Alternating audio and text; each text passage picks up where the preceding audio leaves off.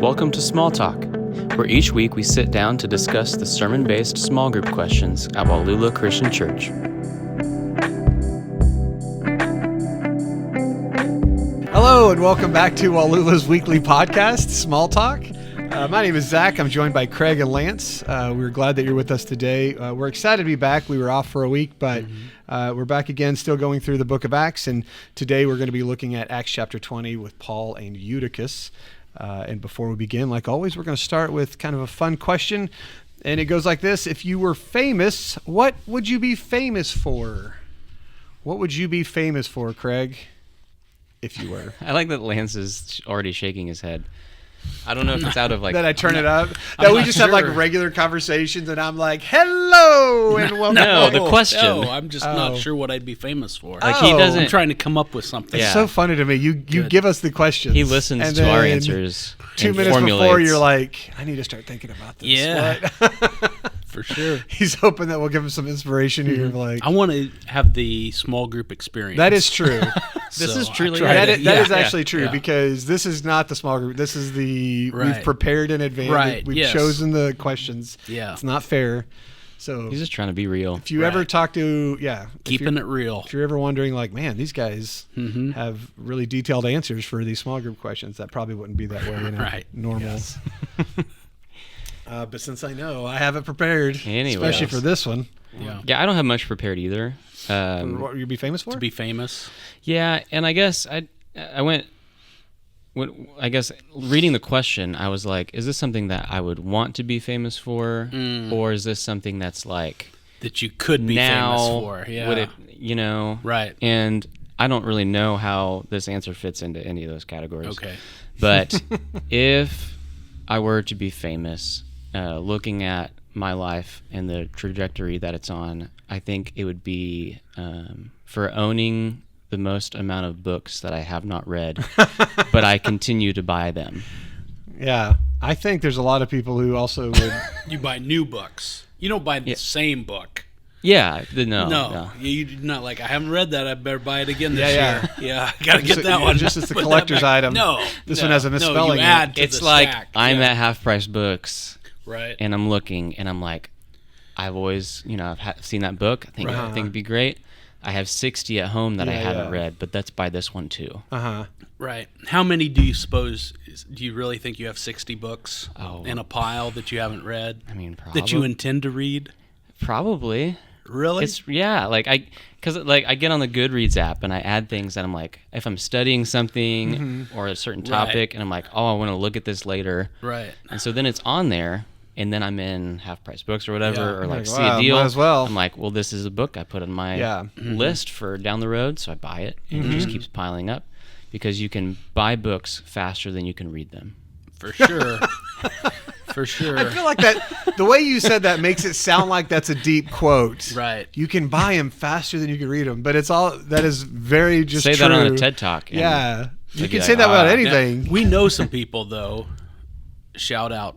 Emma Vavracek and Holly Kane, who like post at the end of the year, I've read 4,000 books this year. Crazy. I mean, it's like over... How dumb are you? That's what I feel like they should put that after. I mean, it's not quite How a book dumb a day, are you? but it's pretty close. Oh, it's like 200 something, isn't it? More than that. I mean, do you think it's one a day? Hundreds of books, yes. Yeah. I thought Holly was... I'm going to get this all wrong, but I thought it was like 700 books or something. I don't think it's 7. I mean, yeah. It's not... No, is it? I don't know. Holly Kane, you should comment on. And she's Emma, not listening to this. She's reading. We need to have them. We need to have Holly and Emma on here to do like whatever version of a TED Talk you can on this podcast, and be like the art of reading. Number one. Probably like you can't care about anything else. I think some of it is she's listening too. Yeah. I don't remember if I asked Emma or Holly, like, how do you do this? I think they both listen. They listen, like, as they're getting ready in the morning, like, they just put on an audiobook. But I'm like, when I'm getting ready, that's... No, right, no. It's not my... Right. So... No. Yeah. No. So you think you have 60 books that you... Oh, yeah, that's what we were talking about. Probably, yeah. Like, are these physical books or are they e-books? How do you... digest your reading material? Mostly physical books. Yeah. Okay. When I read, I'm writing and underlining all over the place, like in the margins, writing stuff. Yeah. So that's why I like physical books. There are certain books where I know I won't do that as much, so I'll get an ebook, if I can. But I do have, like, through the library, you can rent ebooks. I don't know if you knew that, which is kind of nice. So I do that. My wife does this. Yeah. I've done that here and there. Have not.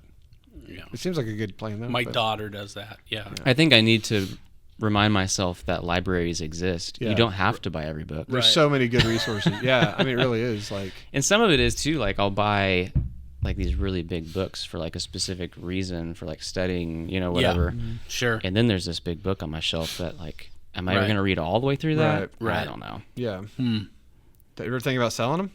Mm-hmm. Because there's, Yeah, think about it. I think about it. There's books that I got when I was getting my master's. There's some that were on, like, postmodern culture and stuff. I was like, I'm never going back to that. Yeah. So those are the ones where, like, I need to get rid of this. Yeah. Just taking up room. Yeah. Anyways. Did that keep you from buying new books? Your graduate studies? Because you had to buy the books you needed. Right. I guess, I probably did slow down a little bit during that. Yeah. I was more focused on my required reading. Right. I'm still thinking about Holly and Emma.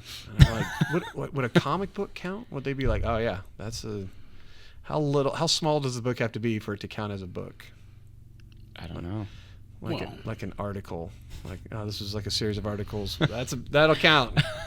I don't think they're counting Time magazine or anything. They read a book to their Holly's reading a book to her kids and be like, all right, Dr. Seuss, put it on the board. In that case, I'm reading. I know. Well, I think that counts as a book, but yeah.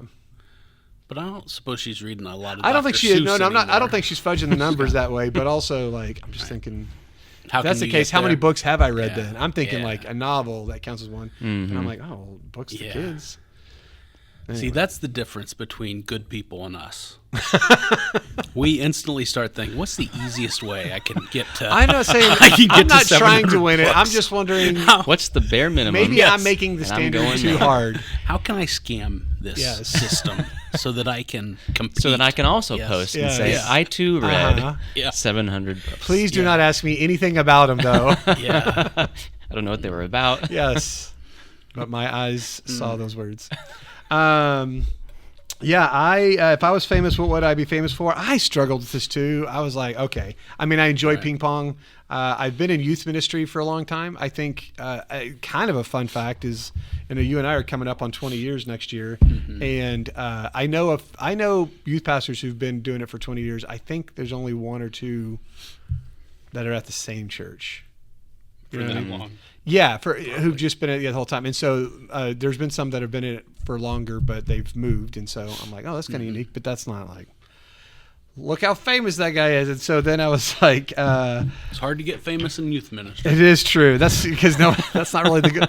Well, I was just going to go dark. That's another deep quote. There's an easy way to get famous in youth ministry. It's just not good. Again, that's infamous. Yeah, infamous. Yeah. You don't... Yeah, you can make the news pretty easily if you're bad at your job. Right, yeah. No, but I thought we want to qualify this question. If you were famous, what would you be famous for without a mugshot? Without a mugshot. Yes. Yeah. So I thought, I kind of struggled with it, and I thought, if I was going to be famous for something like legit, and there was like a natural progression of like how this could happen, I thought maybe like in a reality show competition or something. Like like Survivor or. Right. I used to like Amazing Race and Survivor when I was like in college and stuff. I'd be like, you plan it out. And now I'm like, I have no desire to go run on a beach and all that stuff. But there's others that you don't have to starve yourself for a long time. But like Amazing Race or something where it's a longer form. It's not just like one episode, but like a personality thing where you're interacting and competing or doing something. And I thought maybe that would be, I really love, even in answering these questions, I get really into like, the strategy and how many books to read in a year. I'm like, I wonder. Can you name anybody from one of those shows? What do you mean? Just like who's been on it, or like host? Or? Yes. I mean, like if you can get famous from Like a being on contestant. Survivor, can you name somebody from Survivor? I mean, Danny Boatwright won it she's from Tonganoxie. Rupert, Boston Rob. Okay. Yeah. He's like, don't test me. I know. Danny Boatwright, her We'll brother accept the works answer at then. Lansing High School. We'll accept the Fun answer. fact, Danny Boatwright from Tonganoxie ran into the Field family at Half Price Books a couple weeks ago. Okay. And was like, Pam. Yeah. So There you go. she knows, the Field family knows a famous person Yeah. from Survivor. Pam There you go. Field, more famous Yeah, than the Survivor winner, because the Survivor winner knew. that's true. Doesn't that make her more famous? She was the one that got called out in public. That's crazy. I think so. I actually want to keep talking about it. This is all real fun to me, but we should probably, just for the sake of time and Yeah. storage on the video battery, we should move on. Right. What about you, Lance? Have you been inspired over the past answers? I think it would have something to do with, like, world record for consecutive trips to Quick Trip or something like that. Consecutive days. Okay. Something like that. That'd be famous. So you still How is many it- is how it many always days do you think you're at? I mean, because it's on your way Consecutive here. You days? love what you do. Pretty- You're not really pretty- working. It's on your way here, so like Yeah. office days, you're most likely Yeah. going. What about the non? Yeah. But office you're days? you're normally like on Fridays. Like I'll drive by or sometimes stop in, and you're Sometimes I'm here. working on your Yeah. master stuff or Yeah. I've got homework right now. yeah. This crazy class. Mm-hmm. It's got homework like every day. Yeah. It's ridiculous. So, just It'll all be worth it. just the dumbest thing I've ever done. Stay in school, kids. You heard it from Lance. The more you know. We won't share this It's very episode. Edit with, that out. it's very beneficial and For it's your going to be really ministry. good. Yeah, but it's right. You get in the middle of it and you're like, do I really need to turn in homework 4 days a week at 50 years old? That's Is that what I crazy. should be doing? Dude. But yes, that's what I'm doing. It's fine. I'm the And it's only one good. out of the three of us who has that. I'm like, man, I should get a master's. You can go next. You're year. next. Dude, Yeah. I don't know. I hear you. I've seen you guys do this stuff. I don't. It's just really this one class that I've Okay. experienced like this. The Yeah. other ones have been much more like. Yeah, you haven't really talked about it with the other ones. No, there's stretches where it's like, ooh, this is a lot, but this every week is Yeah. like that, and it's all online. I'm not a big fan of. Yeah. Anyway, probably going to Quick Trip, and I'd say I have lots of days. There's a while there, a long while when I wasn't drinking Diet Coke, but I gave that up for joy in life, and so now You did know, go a I'm long back. time. How long was it? I don't know, a while, 6 months? maybe more than I that. was gonna say it was about it. I thought it was Maybe like a a year. I year. thought it was too. Maybe a year. Yeah. I've thought about going back. No Diet Coke. But maybe. After I'm done with this class. That's funny. Well, hey, that's okay. If that's what you need to get through something difficult, that's pretty good. It's like That's right. your hard chemical that you're taking is Diet Coke. Okay, Yeah, that's pretty good. that's about it. All right. Yep. We'll go ahead and get started. We are looking at Acts chapter 20. Paul, we're going to notice that he is in Troas and he's preaching and he's about to leave. And so he's going to stay and preach for a period of time over the course of a night. And a bit of an accident happens with Eutychus. We'll get into it a little bit more. But we're looking at questions number 3 and 6. And specifically what happened in that service. Number 3 goes like this. What was unusual about the worship service that we see in Acts 20, 7 through 12? And then also, so that'll be kind of a quick one, but then more of a personal question is not only what was unusual about that worship service, but for us personally, what's the most memorable worship service or gathering that you've been a part of? So, Craig, what did you think about that? Well, as far as the story that we have in Acts 20, thinking about how it's at night and Paul keeps going and going. And it says midnight, doesn't it? Yeah. Midnight. Yeah. And just that piece of it made me think of worship service that I was a part of, I guess almost 10 years ago now. I went to lead worship with the Legacy Christian Church youth groups in Colorado. I don't think they do this trip anymore. They would go out to Colorado for Youthquake. Right. And it's like a week-long camp out there. And Sherry's a big Youthquake girl. oh, did she Yeah, grew up going to There's that? always like big youth groups that way. Yeah. It wasn't just Yeah, it was really cool. Like, there's a day they go spend it in Breckenridge a little bit, go Right. hike up a mountain, did some rafting. So, like, really fun stuff. Sure. Every night there's a worship service. And I went, my brother-in-law Ben was youth pastor at the time. He invited us to go. So Haley and I were leading worship, and they put together this band that we were leading, and it was different people from different campuses at Legacy. Okay. And I was kind of nervous going into it. For one thing, like, I, at that point, hadn't really led worship a ton. I had played drums a lot, but, like, as far as, like, leading from the microphone and leading a band, I didn't have a ton of experience with that. And then I'm also leading these people I don't know. So, like, day one we get there, and I'm meeting them, but then also, like, within a few hours, we're going to lead worship that night. And so we got set up and all this stuff, and the worship service is starting with a song, and then we're going into the rest of it with the message. And we sang this song by David Crowder. I think it's called Holy, and then there's something in parentheses. I don't remember. But the song, not knowing the strengths and weaknesses of my band of strangers, the piano starts the song, so I was like, hey, you should start the song, piano player. And he's like, all right. And I found out after all of this happened, one of the youth pastors was like, hey, I forgot to tell you, don't let that guy start songs. Because what happened was he started the song in a different time signature than what the song is in. So the song is in 6/8. He starts playing in 4/4. Yeah, and if you know what, yes. Okay, knows. okay. Yeah.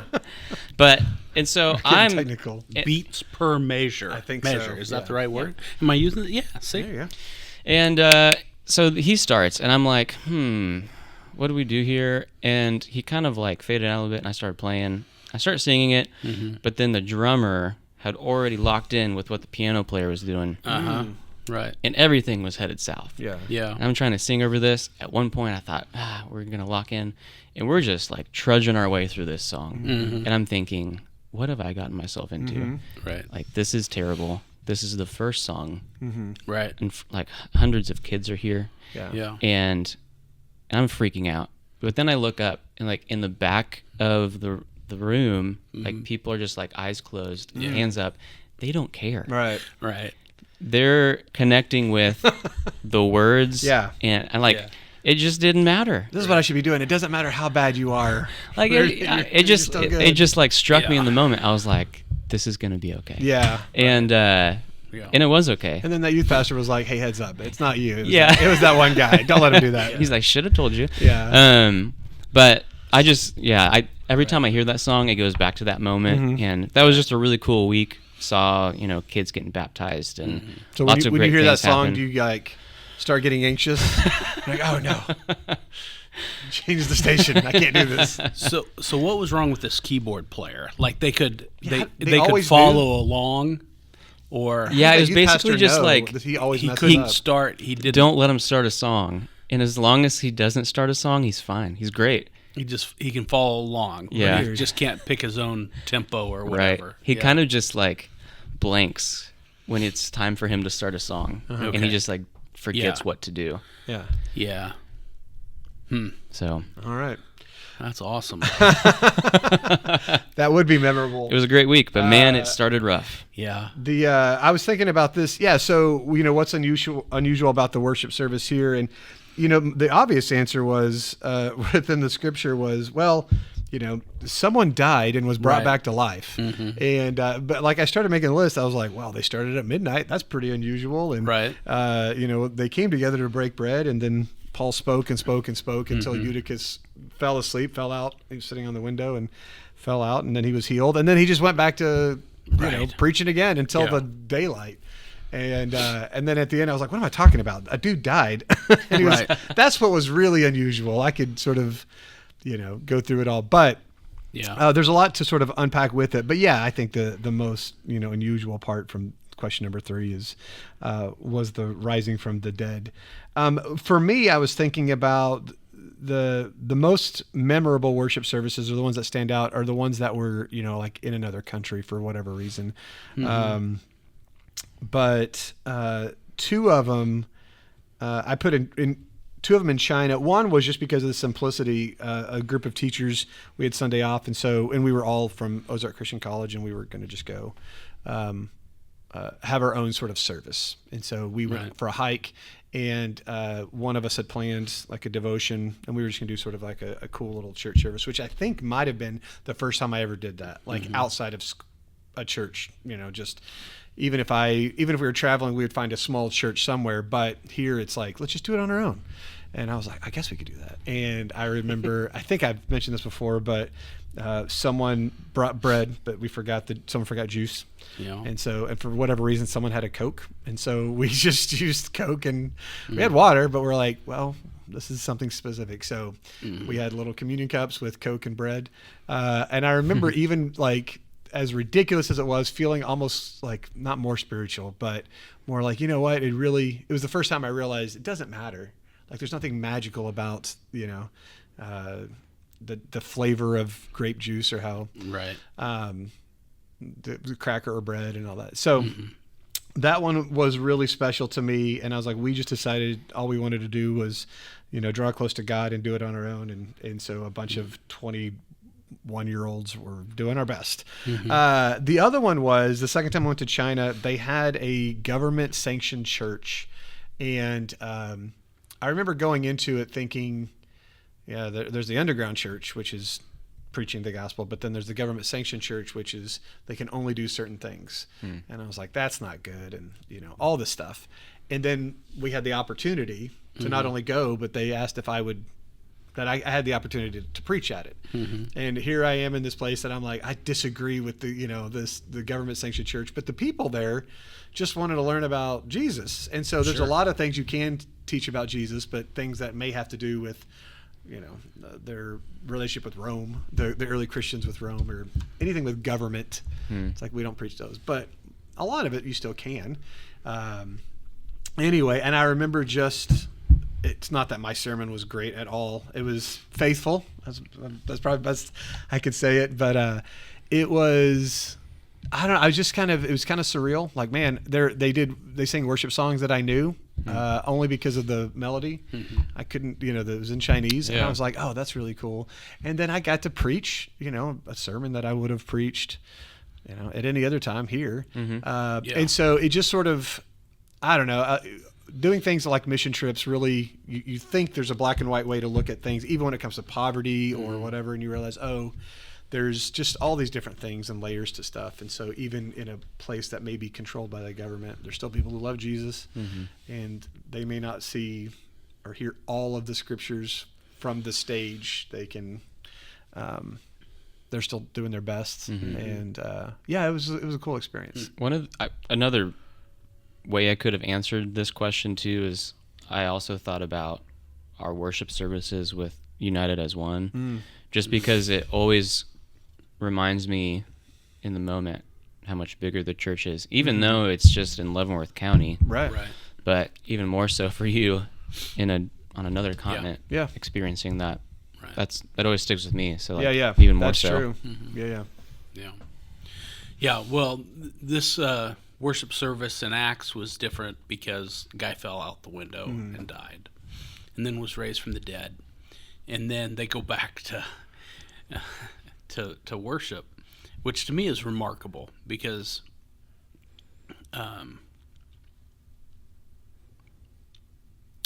we've had an ambulance come before in the middle of our worship service, right? And we didn't just go back to singing and preaching after that.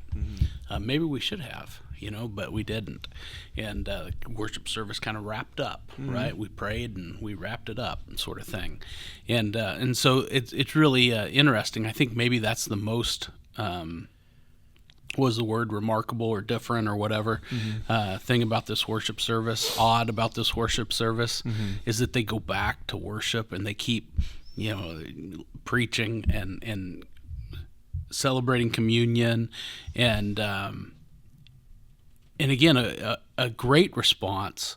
But I just think sometimes we think, oh well, the miracle is the thing that set this worship service apart. The miracle is why it's recorded in Scripture. The miracle is the centerpiece of this time together. And maybe it was the communion. Maybe it was the actual worship together as the body of Christ that, they go back to it. And it's like we sometimes talk about worship like, did we like worship today? Yeah. Was it, how do we feel about it? I need to write a letter, or I need to write a note to Craig. Well, Communication card. well, I mean, and look, there's a natural way to talk about this, right? I mean, and so I'm not being like on our Facebook or whatever. We ask which song was your favorite. There's a natural way to talk about these things, right. And that's okay. But also, like if that's the sole focus of worship is how did it make me feel, or did I like the song, or was the piano player in the right key, or any of those things. I mean, our the object of our worship is not ourselves. It's not our pleasure, and it's Jesus. And there's just something real about being in worship together and experiencing that together and approaching God together. And the church is the place where that can happen. Eugene Peterson, I found this quote this week. It says, actually, this is from that book that I'm reading for a book that I'm reading for that class where I'm turning in homework 4 days a week. So some good is coming from this. All right, some real value. Eugene Peterson said, "Christ and the church, church and Christ. When we are dealing with church, we are dealing with Christ. When we are dealing with Christ, we are dealing with church. We cannot have one without the other. No Christ without church. No church without Christ." There's this. They're tied together. Yeah. They go together, and so just that meeting together and worshiping together is where we can meet Jesus there. And there's real power and significance and community in that. And so maybe I know this isn't what the question asked, but maybe that worship service isn't so different from our worship services. Maybe our worship services aren't so different from that, or at least they shouldn't be, because we ought to be seeking Jesus and expecting to find him there. Yeah. And our worship one with the other. And so I think we've had times where we've experienced that. And there are worship services that stand out, I guess, as more cool than others, right? You guys have mentioned some things. I remember, going to CIY and the youth group time at the end of the night, and at it's in San Diego, and it's on this bluff overlooking the ocean, right? I mean, that's pretty cool. When you got an acoustic guitar and praise songs with the backdrop of the waves and tide coming in, that noise and sound, that's pretty cool. And probably they weren't in the right, wrong time signature. Yeah, it's piano the wrong player time was way signature off. too. Yeah, the ocean was whatever. But pretty cool. Or in the mountains, as an old youth pastor around, I've said this before, some of the coolest things I think is just an acoustic guitar around a campfire. That's pretty amazing. But then there are some times when just things go so bad. I remember we started this youth worship service in Yuma when I was a youth pastor there, and we're just starting it up, and I don't have, I've got some students who are going to play instruments and kind of sing and do some of those things, but I don't have anybody to lead this thing. And so my younger brother is coming out to intern that summer in our youth ministry, and I'm like, "Kurt, you're going to lead this worship service." And Kurt has no real, God bless him, we are not musically inclined necessarily as a family. It's not, he had it was bad. I just remember practicing, and they're trying, and I wish I could remember the name of the song, but they just couldn't. It was so popular at the time, but they couldn't get it right. And they're like, what if we just say the words, kind of like a rap?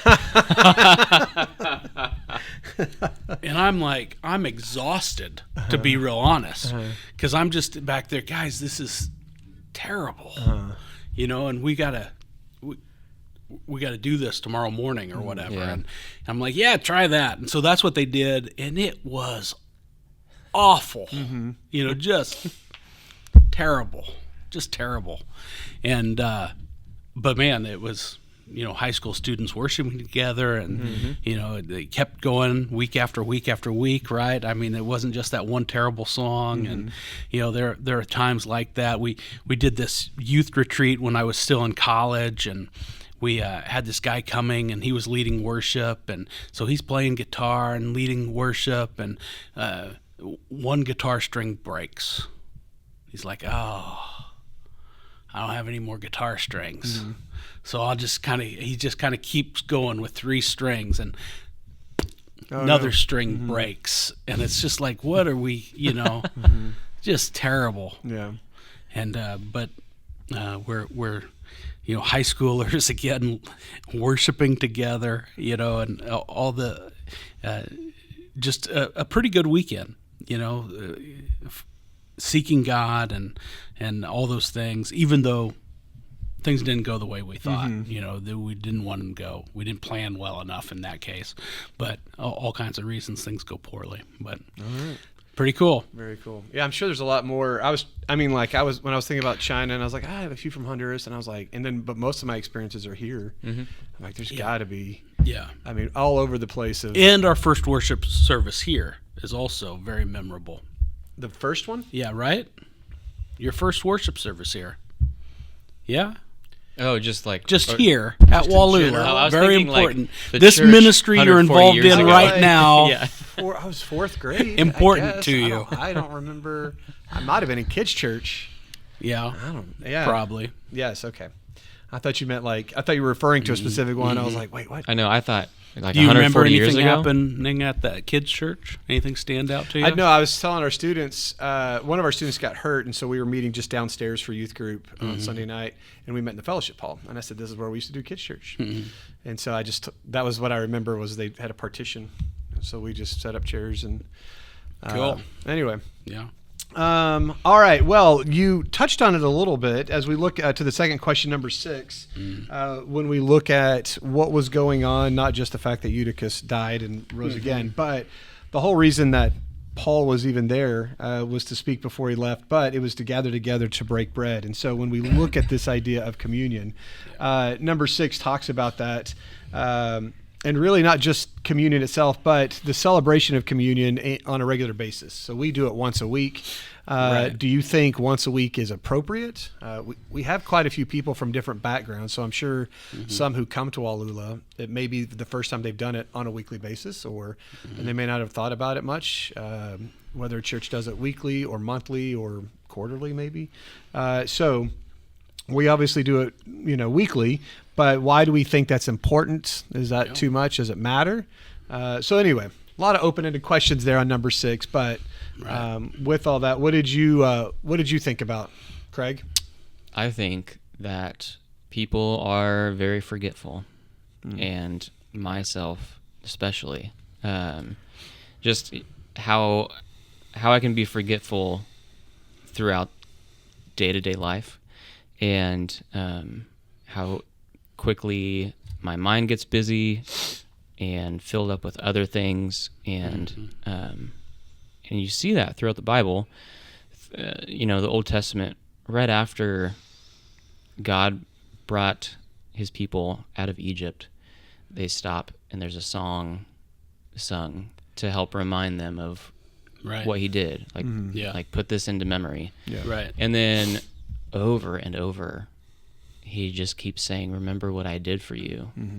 Right. And he understands that it's easy to forget, and there's different things throughout the Old Testament. You think about the stones put in the river it's a symbol to look back and remember God being faithful. I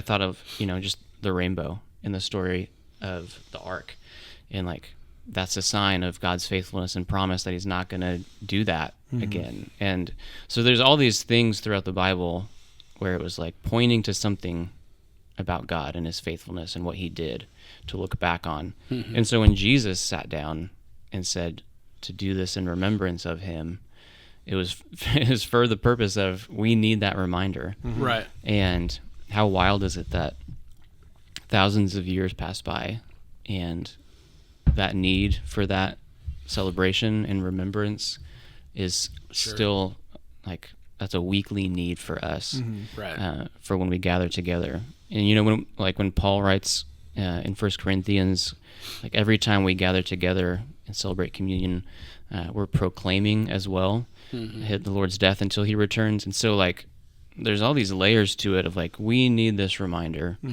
it's like kind of that reminder of like our own sin and that Jesus paid for it, and that there's a future ahead that has been made secure by Jesus and his resurrection. So there's that celebration of it. Right. But then at the same time, like since we're proclaiming it, like it's like we're reminding each other, we're like putting forth that message, and so it's like we need that reminder. So of course we like, why not do it on a weekly basis?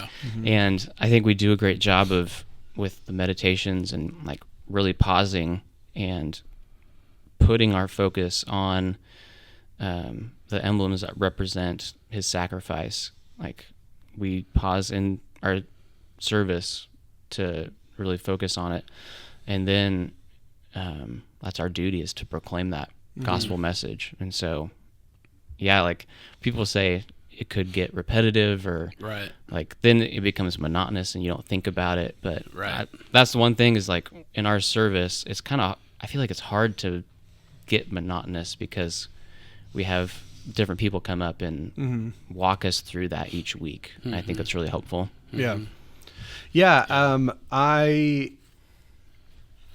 why do we do it weekly? And so in my mind, I'll sort of give you a little bit of how I was processing this. I was like, okay, if I'm giving a defense of the weekly versus, monthly or quarterly, and maybe that's not the best way to like start off like it's a debate going on. But I was just thinking about, okay, if I'm looking at scripture, first off, if someone's talking about this, just know there's not a direct command for any of it, of like weekly versus, whatever. We have these suggestions that the early church has done. But no matter what, how much I defend weekly, you could almost defend it even more than weekly, because every time they gathered together. And so, when we have small groups, you could even say, well, maybe you should be doing that. And I think within the Roman Catholic Church, they do it almost daily, if not more, about daily if they meet. And so I'm like, man, I could even be swayed on that if you're actually meeting. But I think especially for the worship service, having it at that time, which is every week for us, it does seem to be lining up with the practices of the early church. That in Acts 2:42, whenever they met, they would be for teaching, fellowship, breaking of bread, and prayer. And those weren't just four separate things, like we're just going to do teaching here and breaking bread here and prayer here. These were not four separate things, but four elements that were all part of when Christians gathered. When they gathered, there was going to be prayer, and there was going to be teaching. There was going to be the breaking of bread. There was going to be fellowship. And it was just always those things happened all together. And so you see that happening whenever they would gather. And then even just trying to use this one from Acts 27, Paul was coming through, and he was about to go through Troas and go on to Jerusalem. But when he came together, he came to break bread. Like, he came to break bread. While he was there, he taught a long time. Right. But the purpose was, it was to break bread. And it was almost like a throwaway line. Like, hey, he's coming to break bread. Like, there was no need to defend it. There was no need to say, and here are the reasons why. It was just like, this is just what they do in the early church. They're just constantly meeting and breaking bread and praying and teaching. And it was just this lifestyle of, this is what they do when they come together. So, for me, it's I look at it as like the centerpiece of worship. Like every time we come together, we pray and there's a sermon and there's worship, but we come to focus on Jesus at every point. And so I really love it. And then because my mind went to like, if I'm going to debate this or if I'm trying to defend this, I was like, what does the other side say? Or like, why not? And so I'm like, what are reasons why not to do it weekly? And so, and then, and I understand the logic, but it still it didn't sell me on it very much. And some of it was like, well, if you do it too much, it becomes less meaningful. So if you do it, if you do it like once a quarter or once a month, then it's like you can prepare and get ready. And if it's all the time, it becomes less meaningful. Yeah. And my only problem with that, and to be fair, not every time I've had communion, it's been like, I'm connecting with the Lord and I feel it, it's this whole thing. Right. But at the same time, we don't use that logic for any other discipline. We don't preach. Do we really need to preach every week? Because if we preach too much, if we pray too much, then it'll lose its effectiveness. And I thought that doesn't fit either. The more you do it, the more you can get out of it. Logistically, it can be difficult. Sure, that's true. Maybe it shortens your time you're together. It's like, well, then make a longer service if it's going to affect it. So trying to get people to pass communion or get enough communion. But so I had all that and I was like, man, I'm just these once a monthers. They don't know whatever. And so I'm doing this. And then I want to read to you this one article that it just sort of stopped me in my track. And it was a guy who was defending, hey, this is why we don't do it every week. And so he said, we've chosen a time that it's a call to remembrance and repentance and restoration for relationships, and we want to help our congregation every month to get ready for it. They do it the first of the month, and he says, and he goes, we want to try to do it that anyway. And he says, but this last paragraph he goes, but I do applaud those in the evangelical churches who have returned to the frequency of use of weekly observance. And he goes, and then he sort of said, this is in his defense of doing it once a month. He says, but I do applaud those churches that do it and take it seriously. And he goes, may our frequency be characterized by the commitments as we remember, quote, as often as you eat this bread and drink this cup, you proclaim the Lord's death until he comes.